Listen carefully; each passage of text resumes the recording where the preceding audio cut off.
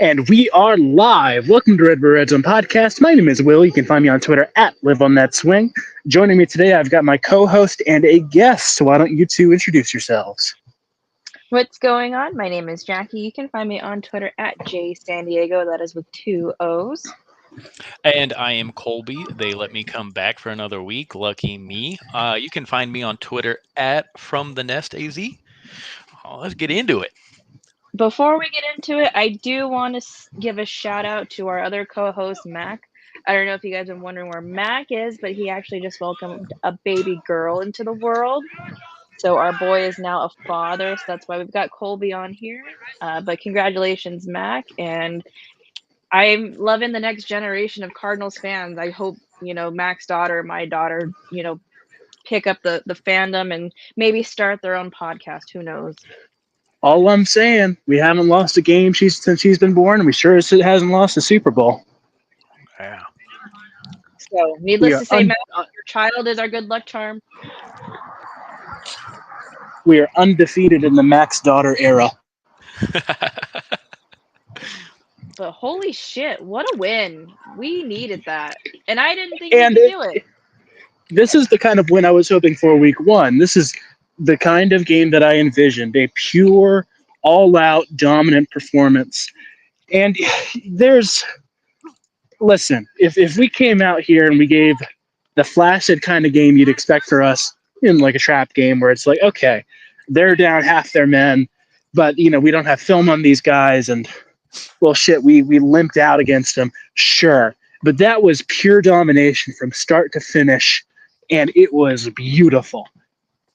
Colby, the last time, yeah, it was weird. There was Rams fans at the start. They exist. I'm not sure how early they all left. Girl came down my section wearing a blue Matt Stafford dress, and by the end of the first quarter, she had gone up and come back down from the gift shop and was wearing a Cardinal shirt. So either they're fair weather fans or front runners, but they got to whoop that ass finally and kind of get a monkey off our back, to say the least. Yeah, the first time we've beaten the Rams at home since they were the St. Louis Rams. Holy shit, no way.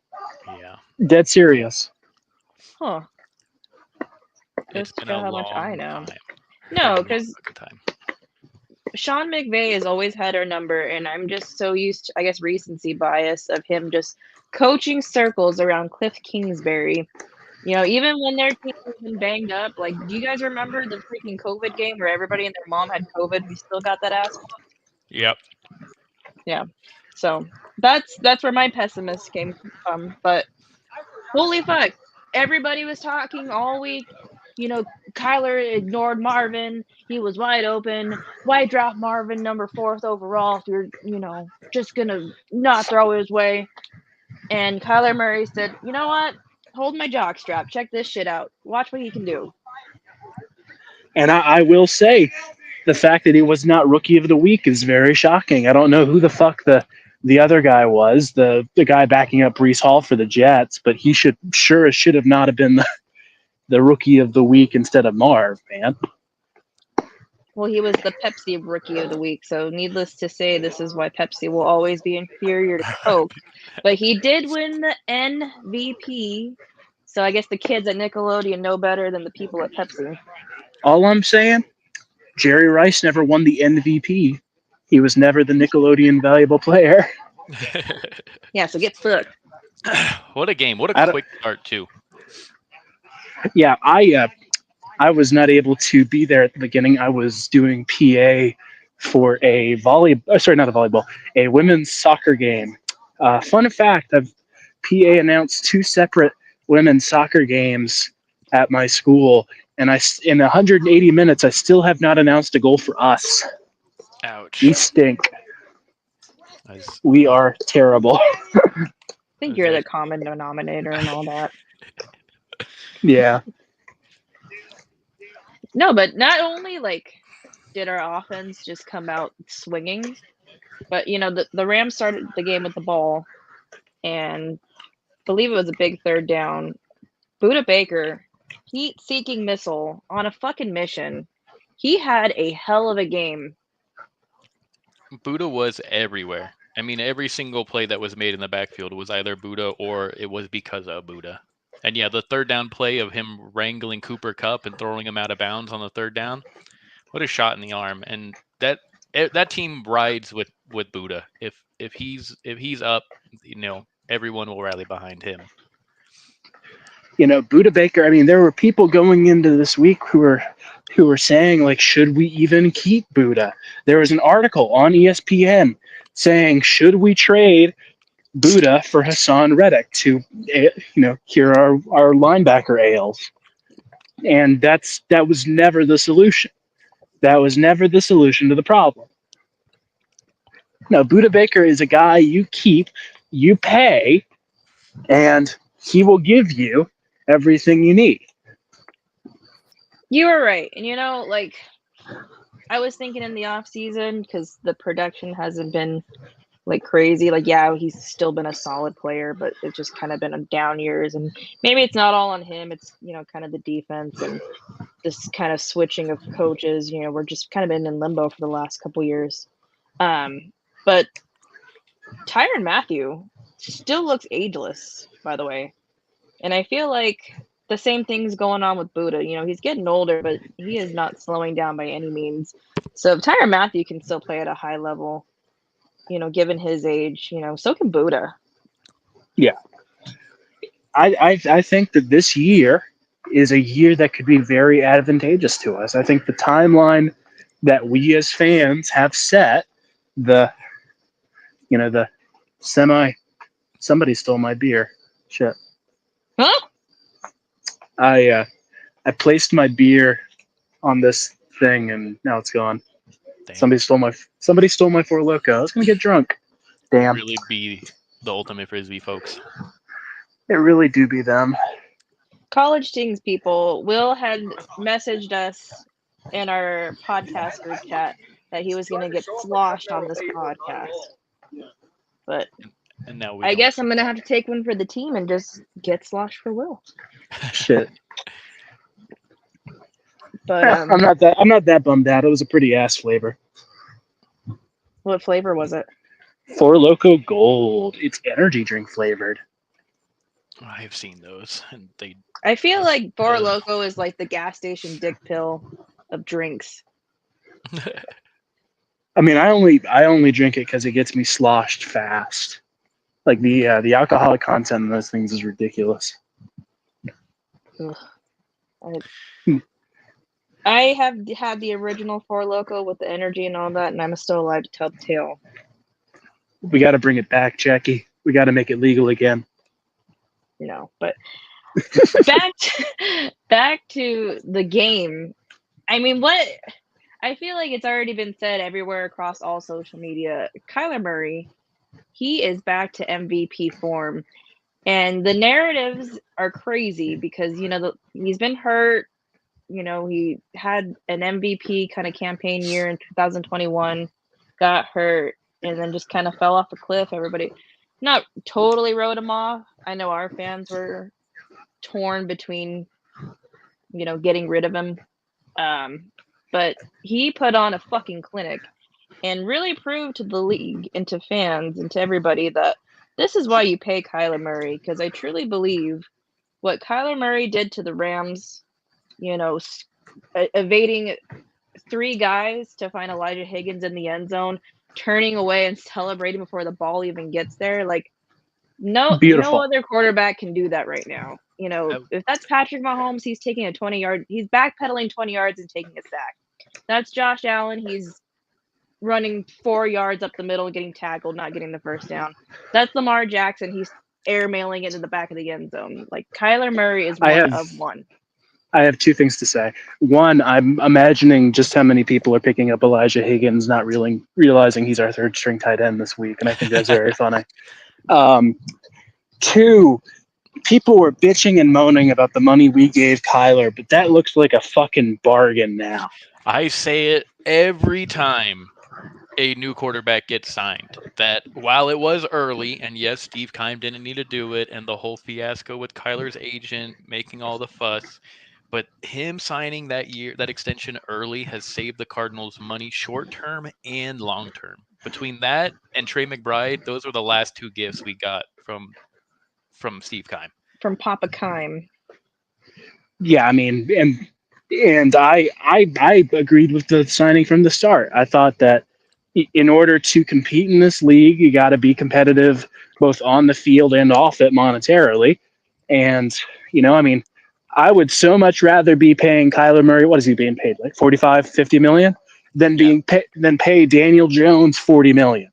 Than pay Dak Trevor 60. Lawrence, Dak 60, Trevor Lawrence 50. Like, oh my God, these deals are ridiculous. Pay Tua however the fuck much he got extended for. Is he even going to play anymore? Like, oh God, he needs to retire. I just want to give a shout out to Joe, the Cardinal Rule. What's going on, man? He says, someone I know defended the deal for those same reasons, because those deals become bargains by year 3 because of the escalation of quarterback contracts, as long as the player is good. And you're right, because now we are entering an era of these lower tier quarterbacks. Deshaun Jackson. We could be paying Deshaun Jackson $60 million a year to stink it up. Deshaun Jackson or Deshaun Watson? Deshaun Watson. Jesus Christ. Deshaun Jackson. I have not heard that name in years. Holy shit. Deshaun Watson, yeah. Fuck. Nick says, you see Keim's interview on the Herd. I did not, because I don't care to hear Colin Cowherd talk, and I especially don't want to hear Steve Keim have any opinions about anything that comes to football related, because he clearly has the lowest football IQ of anybody besides Dallas Cowboys fans. No, that's not fair. I mean, we have Seattle Seahawks fans, San Francisco 49ers fans. I mean, Carolina Panthers fans. There we go. Jesus Christ. We'll get to that in a little bit. Will's weekly section of It Could Be Worse Cardinals fans, as he breaks down everything going wrong with Carolina right now. People in Carolina are bummed out that Cam is practicing in Miami because they think that he might be signing with the Dolphins. Jesus. Wild work. What were you going to say, Colby? I think it's time that we give, through 2 weeks, this Cardinal defense its flowers. They are a bend but not break defense. We got some sacks this week. We got some pressure on the quarterback. But this is also a defense now that has given up 5 third down conversions the whole year. They are 5 of 20 on third down now against the Cardinals defense. 25%. 25%. And coming into the season, if you would have told me the Cardinal defense is going to hold teams to 25% on third down, I would have said, I don't care if Jackie's rushing the passer. Hey, I can get back there. Here's the thing. I think a lot of the discussion right now has to be on, is Buffalo just that good?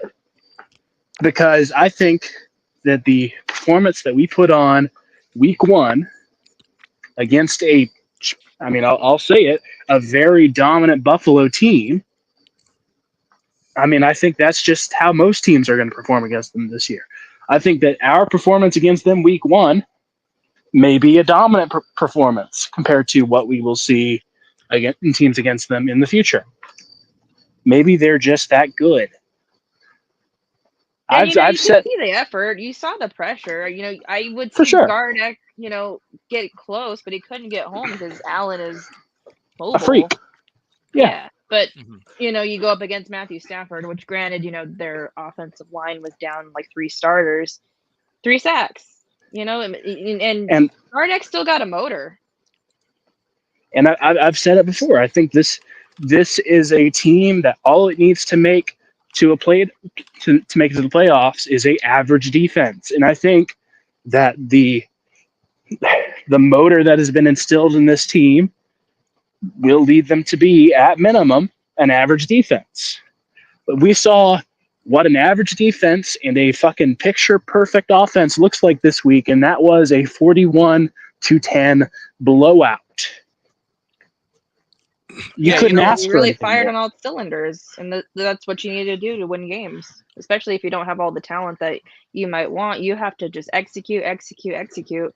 And Gannon and Rallis have done a really good job of, giving the Rams different looks, kind of confuse the offense a little bit. So, yeah, man, they worked their ass off, and that was our big concern going into the season is the defense going to be able to generate enough stops for us to win games, because we knew the offense was there. Our offense is fucking stellar. It's just, can Beautiful. the defense get some stops so we can win games? Yep. The growing up to beat Peyton Manning and to beat Tom Brady's of the league, you had to just hold the ball. You weren't going to stop them. So as long as you ate up enough time of possession, it gave you the best chance to win. And that's the blueprint for this Cardinal football team. We're going to run the ball. We did last week. We ran the ball 40 times against the Rams, right? 5.8 yards a carry. We're going to run the ball. We're going to have nice long sustained drives. We're going to chew up a ton of clock. So yeah, the defense isn't great, but the defense isn't going to be asked to play 35 minutes, 36 minutes. And that's how we are going to find success this year in 2024. Yeah, our run game has been beautiful. Oh my God, James Conner looks ageless every fucking week. He's the kind Yeah, of back that. Good. He's the kind of back who sees sustained success in the league. The kind of back who doesn't need to win it with his legs, but wins it with his body. Mm-hmm. And it's hard to be a running back in the league these days because your shelf life is very short. So him managing to do this for X amount of years that he's been in the league, is amazing. I'm glad that he's still around. And then we have an answer for life after James Conner. We've got Trey Benson that they ran out there a little bit. He's not a complete product, obviously. He's still a rookie, but he's getting his feet wet too. Benson is the only part of this offense that I will say probably needs more time to cook. Yeah. He's a rookie. He'll get there. Sure. In the college game, you see guys bounce it outside a lot, and that's not what they want you to do when you get to the NFL. When you get to the next level, it is you hit the gap. If the gap's not there, okay, we can't. But the hardest the hardest habit to break these college running backs is bouncing it out. Waiting for that play to develop one more second. There was a clip I saw from the 49er game, and Jordan Mason, and he waited and just waited one more second. Trent Williams is absolutely going to just maul this guy and open up a hole big enough that you can drive your truck in. But he's young, he's inexperienced, he hasn't gotten a lot of snaps. He panicked, bounced it out, no gain. And that's what you see with Trey Benson a lot. And a lot of the Cardinal fans are mad and they don't understand it. And they're like, yeah, right now he needs to just hit the hole, take his 2 yards, fall down, do what is asked. He's going to have those moments where he is a rookie, and he's going to have. There were a couple of times where he got the handoff and the defensive end was in the backfield, and people are mad about it. And it's like, what? The defensive end verse was going to take the handoff from Kyler himself. I don't know how you can be mad at the running back. Like, you got to give him time. But right now, in the meantime, we have a top 5 running back in the NFL. Hey, James Conner is him. And even DeMarcado looked good. He broke off for a nice run. I feel like everybody in the offense had a little moment this game, and I want to get back to this comment from what's going on, Juan? Thanks for listening. He said our tight end play was great last week, and it was. And it wasn't just that crazy catch on the sideline by McBride or the touchdown by Higgins, but we're playing 13 personnel, so they're hitting their blocks, and it's helping us out a whole lot. And it's gonna come in clutch this next week because Beecham popped up on the injury report, so we'll see if he plays. But he's our weakest point on this offensive line. And the offensive line as a whole has been playing a whole lot better than we had anticipated. Top 10 in the league right now. And no. That's you guys. You guys anticipated that. I was the big brain genius. I was the guy. I've been beating this drum for a little bit. Who said you can't have 1,000-yard rusher with an ass O-line? This O-line hasn't gotten its flowers for a fucking year now. This is a good O-line. And I think that this team has had the reputation of having a bad O-line for so long. Historically bad. For so long that we can't recognize a good O-line when we see one. You don't have 1,000-yard rusher with a bad O-line. That's fair. And I don't know if Joe is still in here, but I know we had talked back and forth on the Bird app. Evan Brown playing left guard. When they signed him, I was like, oh, maybe a depth piece can play inside. Might be a guard if someone goes down. He has played so well these first 2 weeks. He has been, and I know everyone has big talk about the fridge in Will Hernandez about how good he was last week, and Paris had a great game again this week. But he has been the driving piece of it. The And unsung hero. You are right. and he I got don't know rolled who. up on the James Conner touchdown, the high step into the end zone. One of the offensive linemen rolled up on him, and he was hobbling to the extra point. And coming off the field, I was like, "Oh, not him," because he has been such a shot in the arm and such a great signing by Monty Awesomeford. Yeah, I don't know who the fuck our offensive line coach is, but he's been working wonders in the Valley. We have turned absolute pumpkins into fucking carriages, man. It's been beautiful.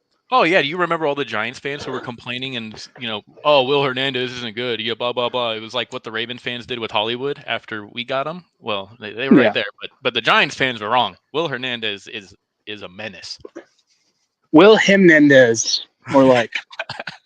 I want to go back to this comment here because Nick had asked if we had heard Steve Keim talking on the herd, and he said, talk crap about MHJ after his first game, saying he was slow and lethargic.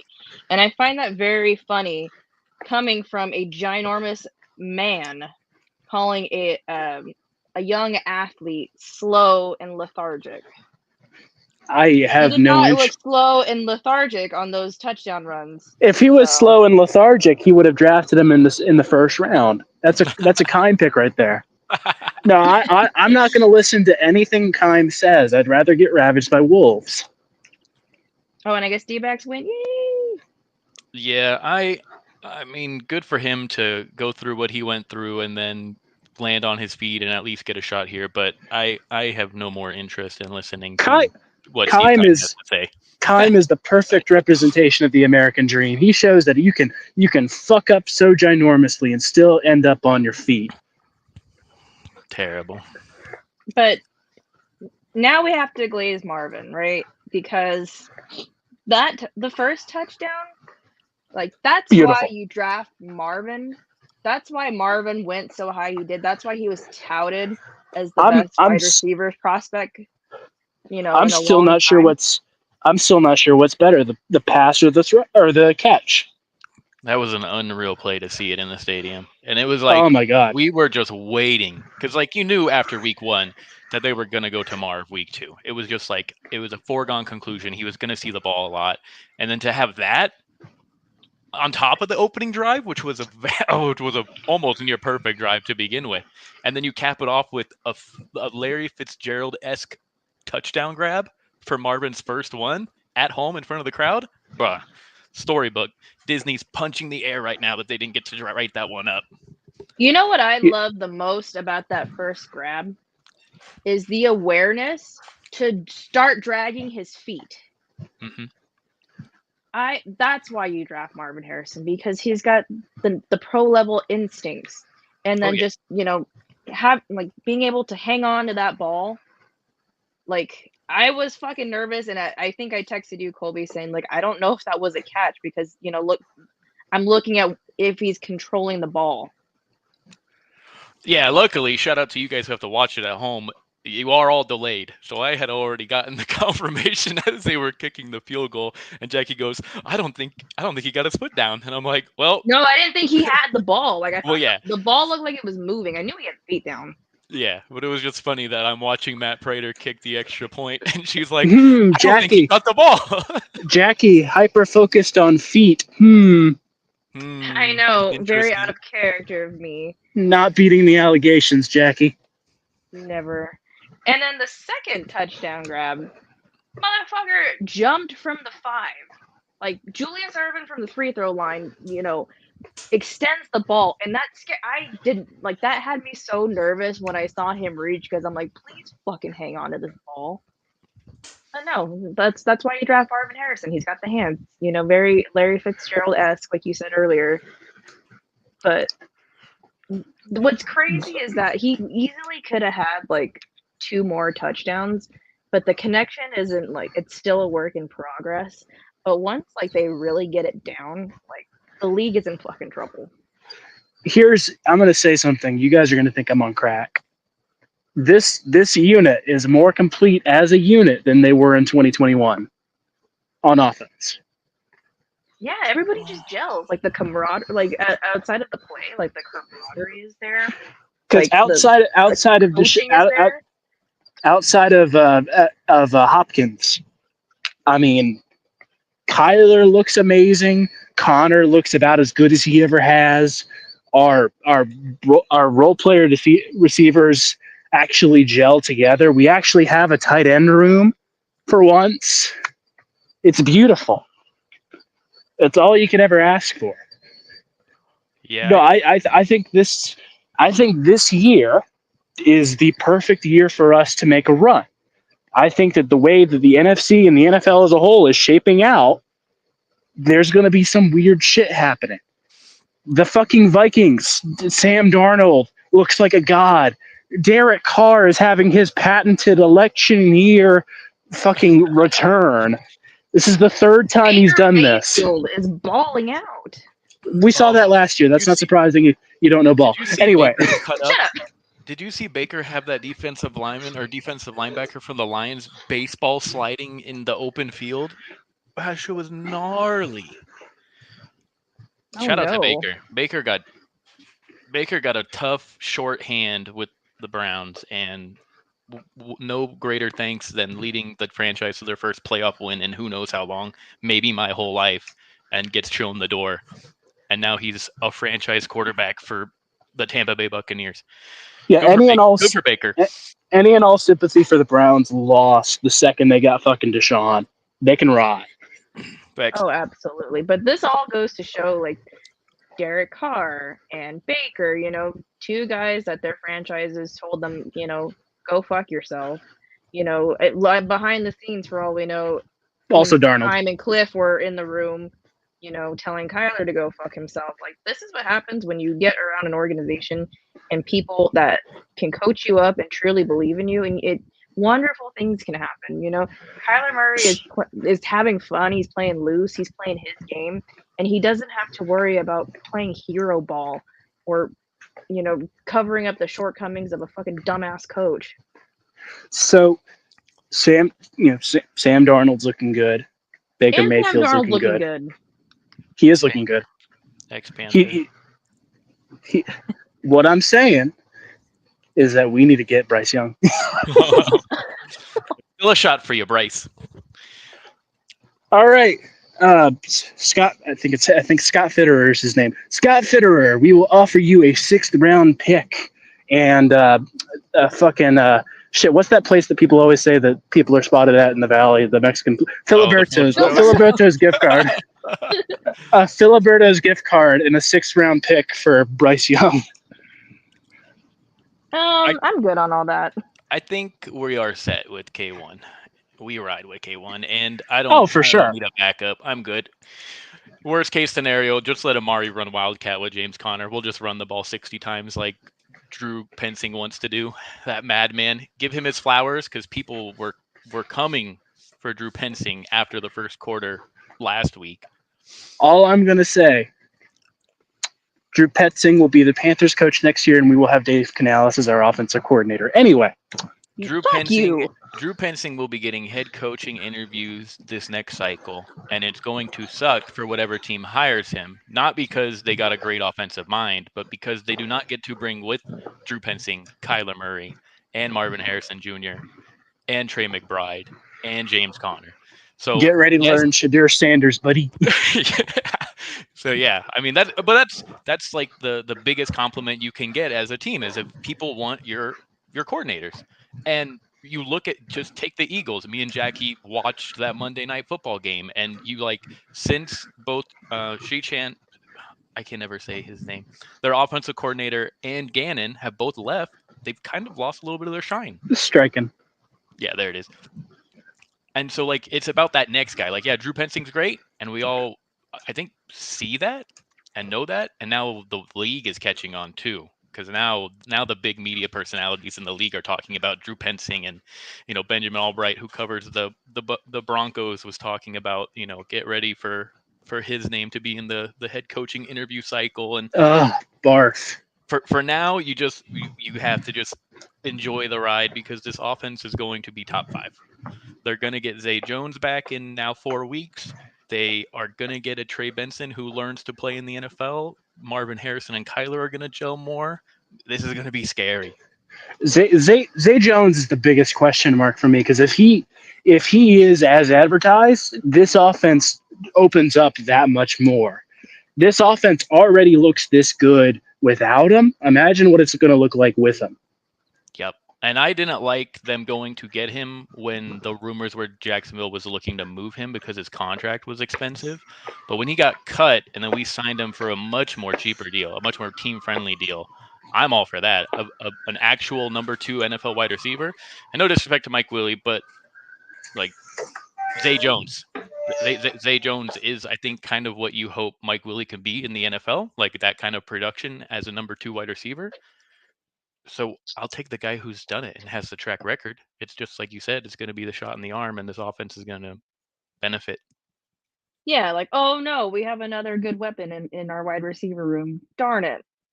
Oh, I hate that. You mean Hollywood Brown's not coming through that door? Oof. Oof. Too soon. Too soon. But yeah, the offense is the least of my concerns. Defense, there's a lot of like unsung heroes on the defense that have played a little bit of their part. It's Garrett Wilson, right? No, Right. Ours is Mac Wilson. No, but the other corner.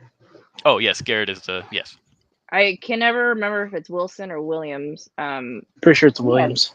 Oh, it is Williams. I'm sorry. See, I just guessing. He had some good grades too. Max Melton got in on some plays. So I think our corner room, as young as it is, it's gonna develop and flourish. I think that'll be kind of tested this week going against the Lions, because Amon-Ra St. Brown is just a freak athlete, and the Lions have some weapons there too. Yep. So this is going to be an interesting matchup. But I guess we should talk about that. But before we do, I have to give out some awards. Some Big Dick Player of the Week awards. It's me for winning pick'ems. No, you win the freak off, okay? Yes.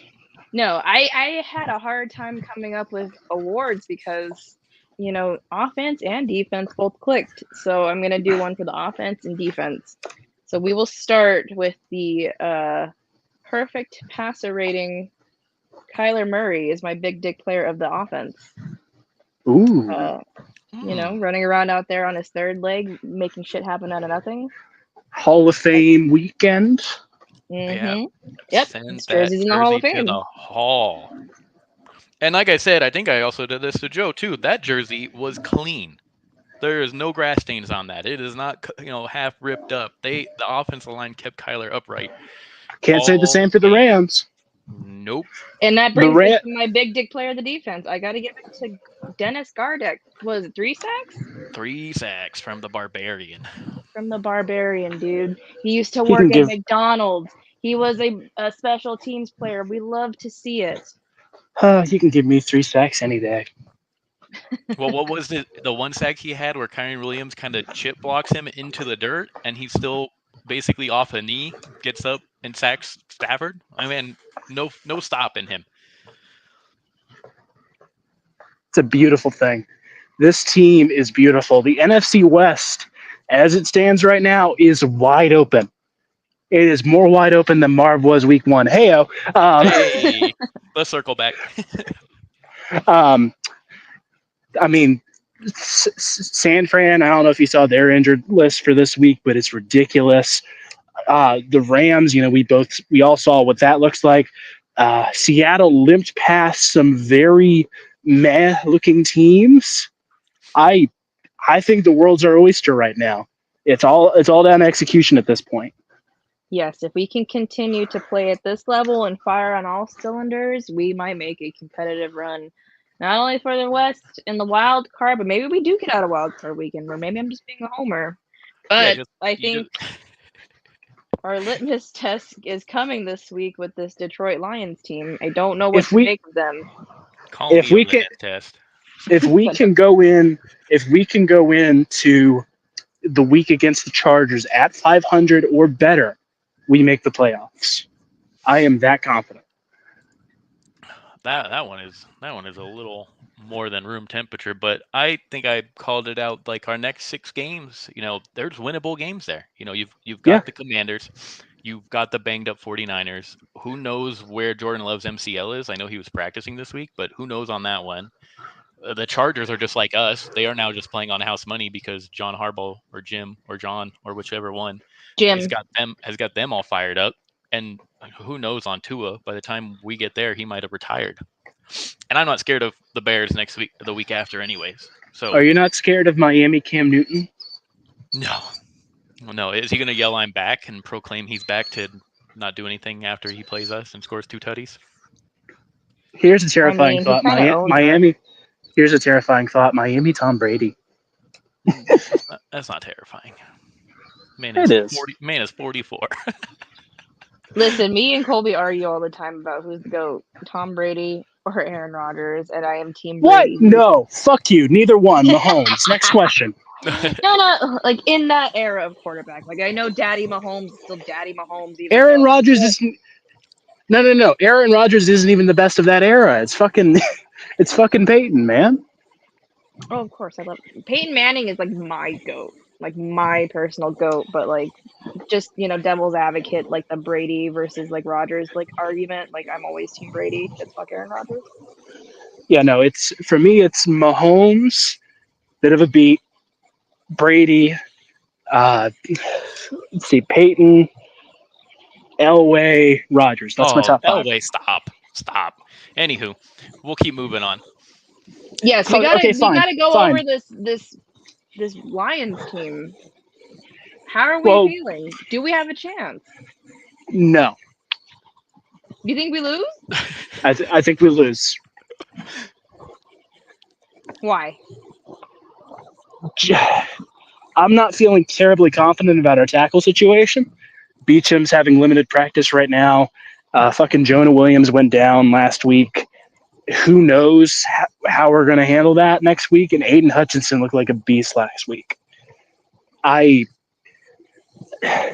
They're coming in off of a loss that stings. They're coming in with motivation to get the monkey off their back. And what better way to do that than to kick down the second highest scoring offense in the league, the Arizona Cardinals. What are your thoughts, Colby?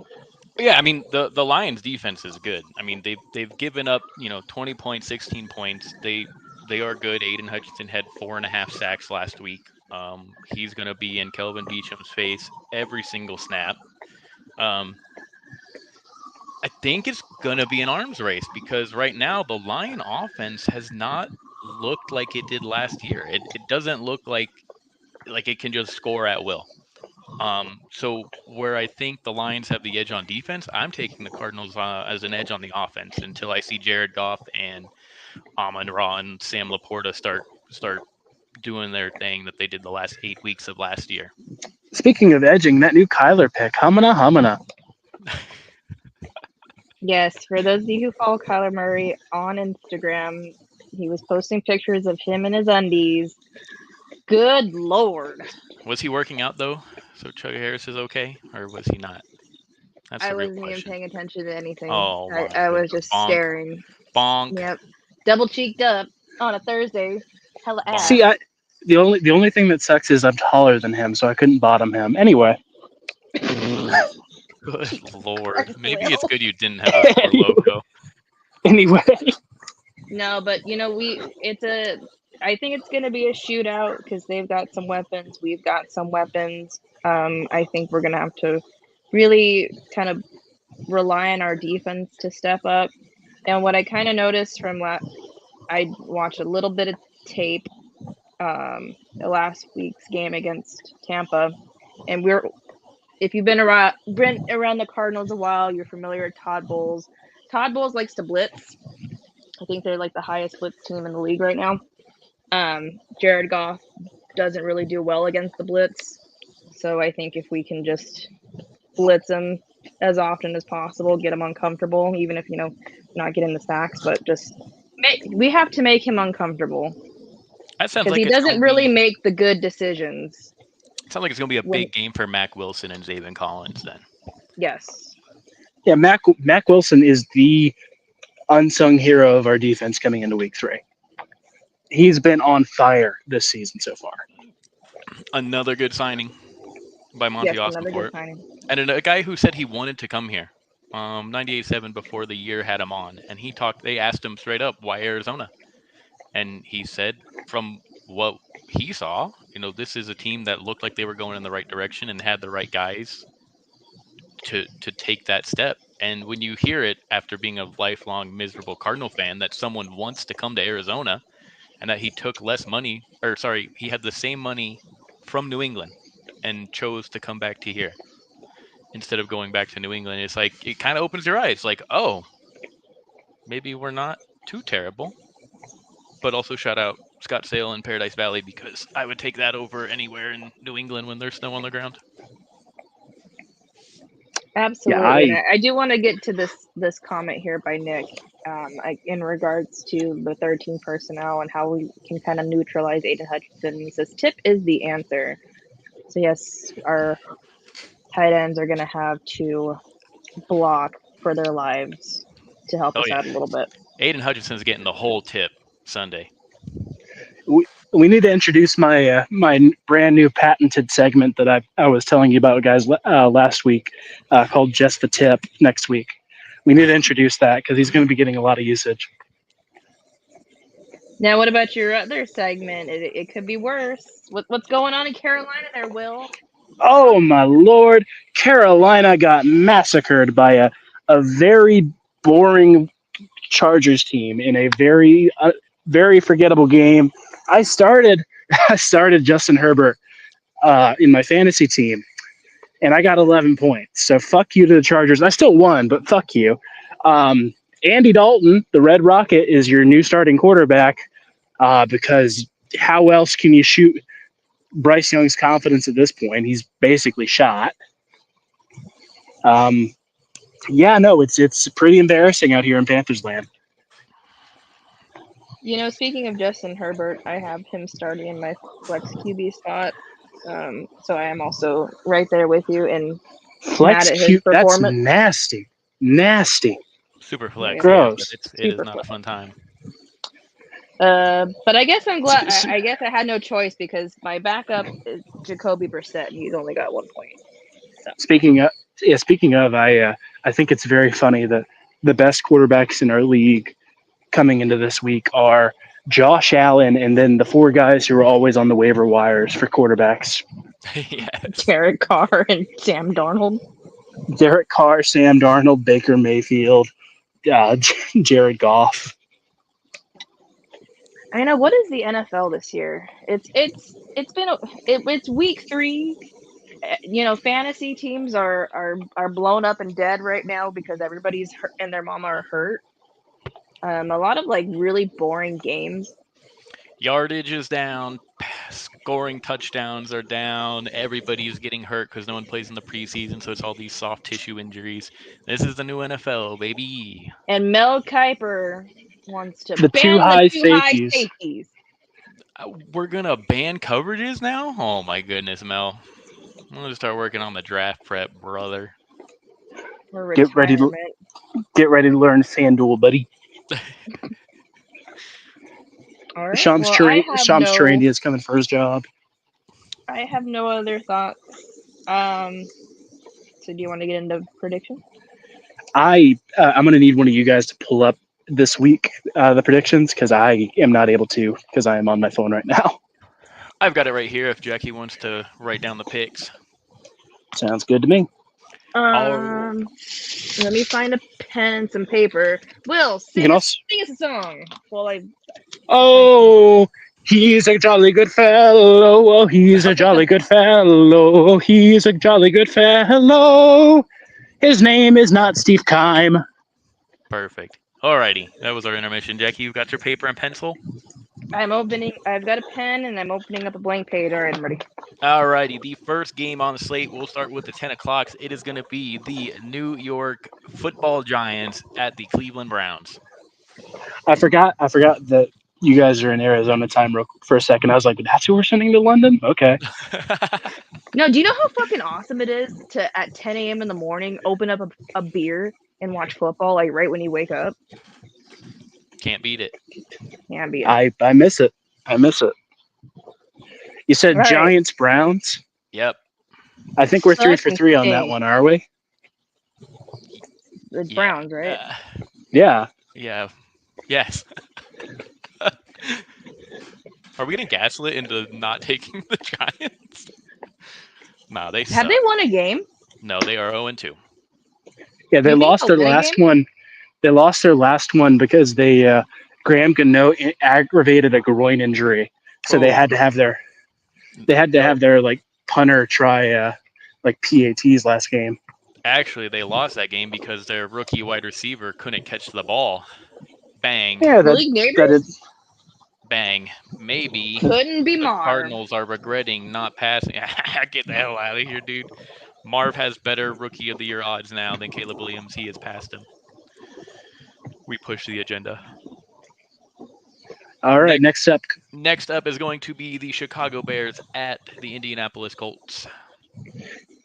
Caleb Williams, I'm sorry, you got to wait another week. It's going to be Indy. I am also taking Indy. I too am taking Indy. Wow. How fucking annoying would it be if they get the number 1 pick again? The Bears? Yeah, the Colts. The Bears. That means that that pool is probably fired if they end up with the number 1 pick. Moving on, next we have the Texans against the Vikings. The 2-0 Houston Texans against the 2-0 Minnesota Vikings, just like everyone thought. That's going to be a beautiful game. I'm going to take the Vikings. I think they go in, and I think they shock the world again. You know what? I too am going to take the Vikings because I don't know if Chicago's defense is that good, but they didn't look that good last week, even though they won. I am going to be taking the Houston Texans. I don't know if you guys saw the stat, but Donnell Hunter and Will Anderson Jr. had 17 pressures last week against the Bears and Caleb Williams. So I think the clock has struck midnight. We are down a slipper, and Sam Darnold is got to get out of the castle. Do you think he's turning into a pumpkin? I think the Terminator. I think Will Anderson Jr. has himself a day, and Sam Darnold looks human, not superhuman. Next up, we have the Philadelphia Eagles at the New Orleans Saints. Gumbo, gumbo, gumbo, gumbo. It's going to be the Saints, baby. I too am taking the Saints. I am taking the Saints. The Eagles got a little exposed, I think, and now they get to run into the hot hand of Derek Carr. And we were talking about this at the bar because me and you watched that game on Monday, and I was like, you know, maybe I was right. Maybe Sirianni is a big dumb dipshit like I thought. He looked goofy, and then the stuff that came out. Who was it? Jalen Hurts said that we're a player-led team. That the coaches don't say anything in the locker room. Oh, brother. Yeah, no, Sirianni should have gotten the boot last year. The fact that he's still here is embarrassing.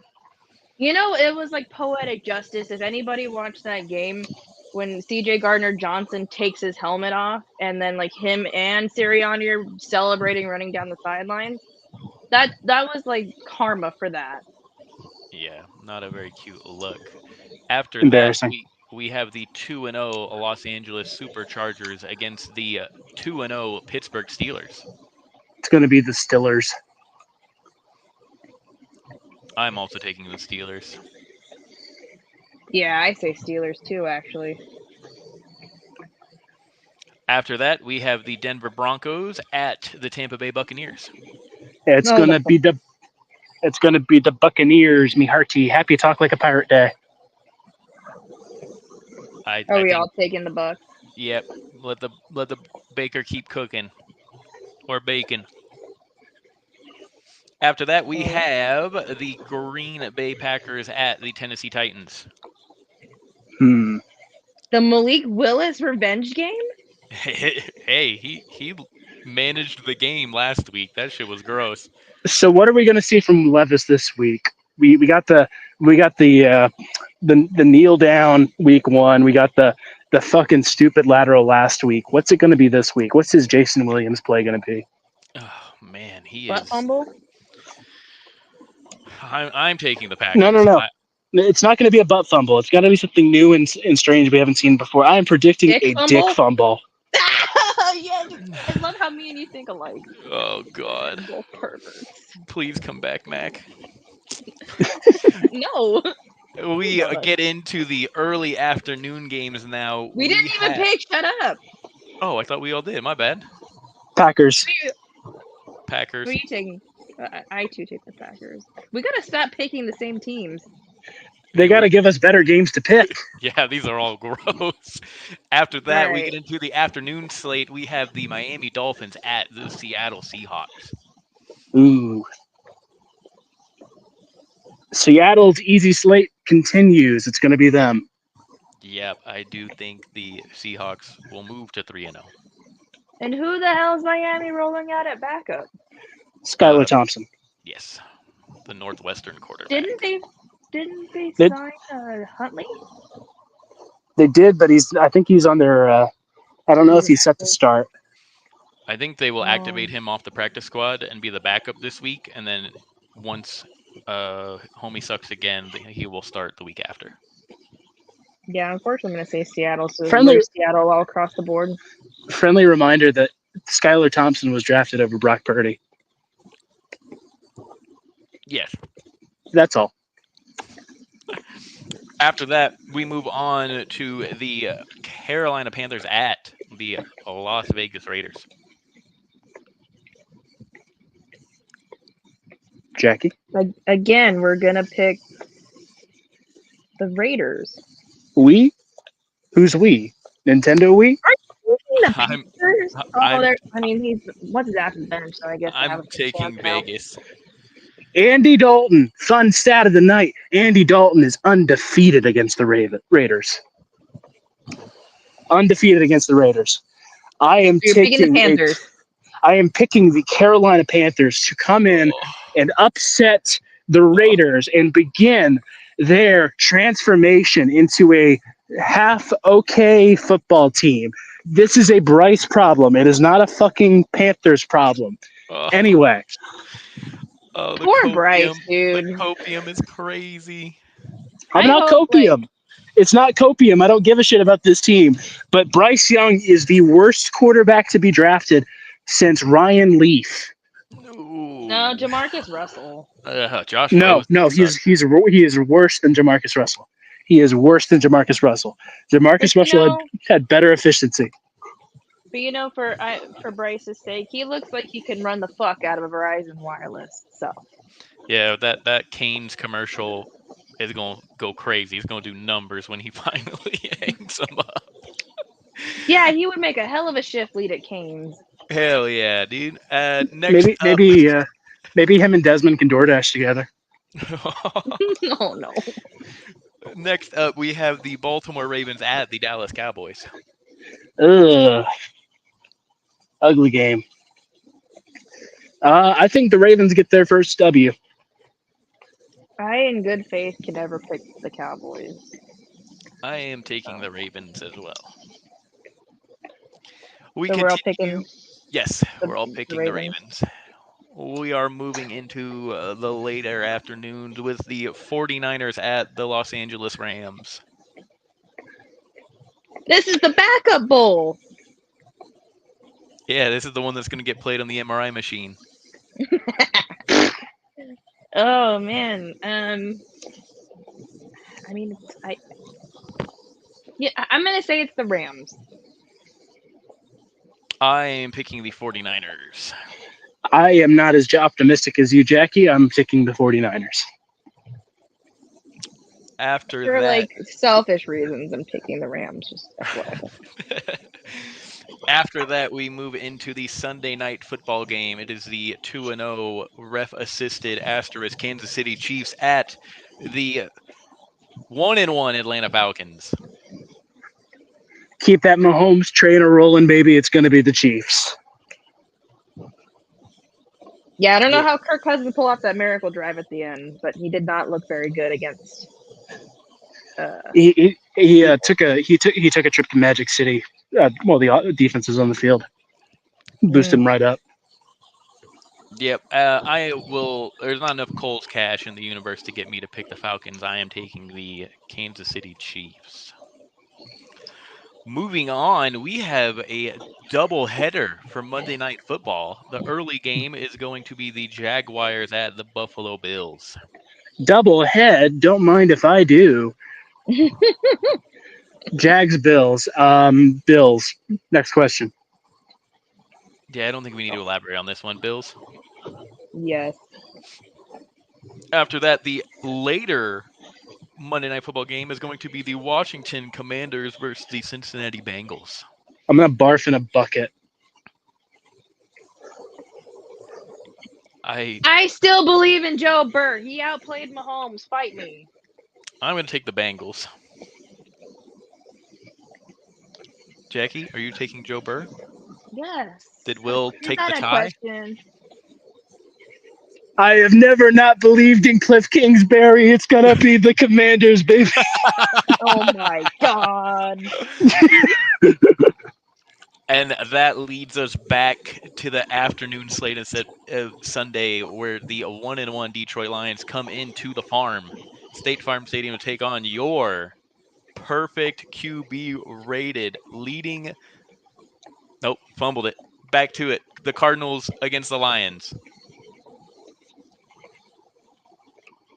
I'm going to say it's us. I think it's going to be 27-24 Cardinals. Yeah, the car sell and bankrupt, I don't know, porch stealing Lions. Shit. I think they have our number. I think they're going to beat us this week. I think the streak they have against us continues. I'm going to say 42-28 Lions. Ooh, the offense explosion. I'm going to take the Detroit Lions. Give me 27-20.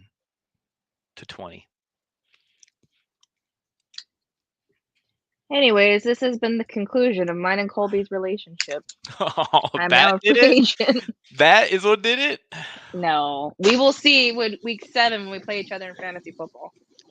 That's when it gets dangerous. Mm-hmm. Yeah, that's also when you guys are going to the week after we go to Miami. Oh, yeah, wow. so we play each other fantasy football. No. And then the week after we're going to Colby, you misunderstand. The week after she goes to Miami and you stay home. Luckily, I have all the information, so it'll be the way I make good on beating her again in fantasy football, is taking her to Miami. Damn, y'all got to get me in a league next week. Beach. You guys got to get me in a league next year. I'm going to beat all y'all. We should start a Redbird Redzone podcast fantasy league.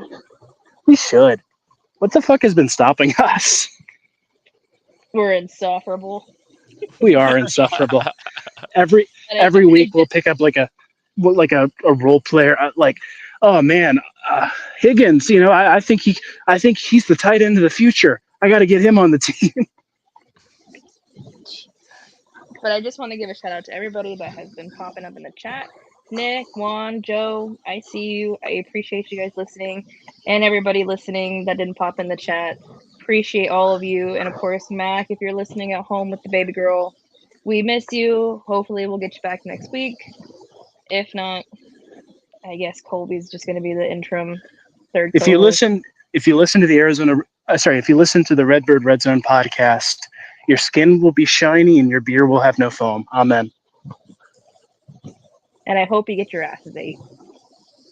Hey, yo. What a sign off.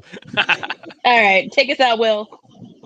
This has been another spectacular episode of the Redbird Redzone podcast. My name is Will. You can find me on Twitter at LiveOnThatSwing. My name is Jackie. You can find me on Twitter at jsandiego. That is with 2 O's. And you can also find Mac Daddy, at AZ Sports Fiend. That's FIEN. And I am Colby once again filling in. You can find me on Twitter at FromTheNestAZ. Thank you guys for having me again. It was a blast. Of course. And we hope to see you next week, and we hope to maintain our sunny spirits. May the Max daughter era of Cardinals football continue. Amen. Amen. All right, we're All out. right.